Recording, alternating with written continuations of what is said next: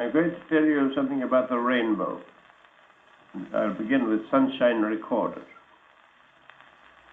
When a parallel beam of light enters a sphere of water or glass, most of it is transmitted and converged more or less to a focus.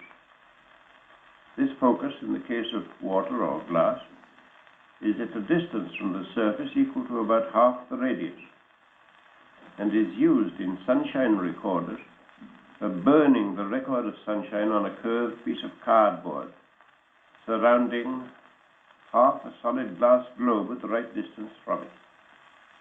So, throughout the day, the sun, in its course across the sky, focuses its image on the card and leaves a charred line. Or the card might be colored blue with a substance such that the sun's rays bleach it. When clouds overshadow the sun, no impression is left. The card may be divided up into hours, and thus the intervals of sunshine recorded, the brightness being estimated by the depth or distinctness of the impression. Sometimes the focus, due to a flask or globe of water, does damage to a polished table or to anything on which the globe is standing, and may set things on fire. Hence a globe, either of water or glass, ought not to be left accidentally in bright sunshine. Though most of the light is transmitted and refracted by a sphere, some is reflected. Part is reflected at the convex surface on entering, but this is divergent and not of any particular interest. Unless the globe is silvered, then you get a virtual image of the landscape inside it.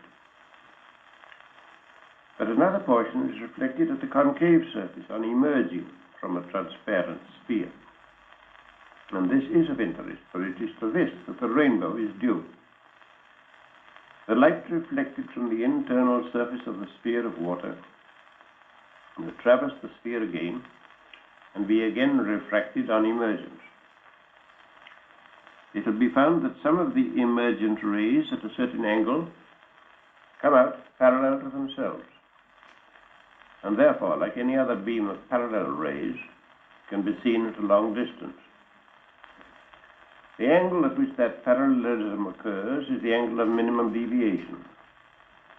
So the parallel beam forms a definite angle, 42.5 degrees, around the incident beam. And since the light has been refracted, that is bent as well as reflected, and since the substance has a certain amount of dispersive power, the different wavelengths will send parallel rays along slightly different directions, so that the emergent beam will be colored. This is not a rainbow, but is one element of a rainbow. A rainbow is caused by sunlight falling on a multitude of spheres, the spherical raindrops in the air. From any given raindrop, the eye can only catch a very minute glint of its parallel beam. The angle at which the eye would catch that speck of colored light is 42 degrees approximately. So you see a little spectrum, its length lying in a radial direction, directed toward the sun upwards, and towards a point below the earth downwards, so as to meet a line drawn from sun to eye for reduced. Every raindrop at that angle will show the same effect, but of course with the spectrum in a different position, owing to the different positions of the raindrops. Accordingly, the appearance will be a circle, or semicircle, or section of a cone of angle 42.5 degrees. The spectrum from the different drops combine into a colored band. The red is outside, and the blue is inside. All the spectra point downwards to the center of the circle, which is in the line joining sun and eye produced. If the shower is not all over the sky, but in one portion of it, then the spectrum will only be seen there, but it will always be on an arc of the same circle. To see a rainbow, therefore, you stand facing the shower with your back to the sun. You imagine a line drawn from the sun to the eye and produced. You know that the center of the circle is on that line. You look up at 42 degrees from that line and you see the colors. If the sun is high up in the sky, the center of the circle is very low down. And when you look up at 42 degrees, you may not be able to see above the horizon. In that case, you won't be looking at the shower, and you can't expect to see a rainbow. Unless indeed you're standing on a cliff, so that the shower is below you. Or there might be the spray of a waterfall below the cliff. That'll do just as well, and sometimes you'll then see the whole circle. If the sun is moderately low down, then the center of the circle is raised nearer to the horizon, and you see whatever arc of the circle the shower is able to show. The sun is on the horizon behind you. The center of the circle will be on the horizon in front of you, and you'll see the whole semicircle. The light that you see has been reflected from a sphere of water coming in parallel direction toward the eye. If it were a case of total reflection, the light would be unbearably bright. Water reflects only a small percentage of the light. Hence it's bright enough to attract attention, but not over bright. You may say you're looking at a number of virtual images of the sun, which are spread out by refraction into a colored band. The image is virtual. That is, the rainbow is not really there. All that you're looking at is a parallel beam of light. The only real image is formed by the lens of the eye upon your retina. And that is where the rainbow really is, on the retina of the eye. No two people, therefore, see the same rainbow. They're standing in different positions. Each will have his own center for his own rainbow. The rainbow really is in the eye of each person. People sometimes ask how, if the rainbow doesn't really exist, if it's only a virtual image, how it can be reflected in water. There's no difficulty in seeing the reflection of a virtual image.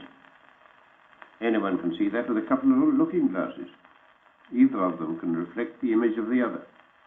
Hence there's no reason why the parallel beam that has struck a pool of water should not be reflected up and into the eye. But it won't be the same rainbow.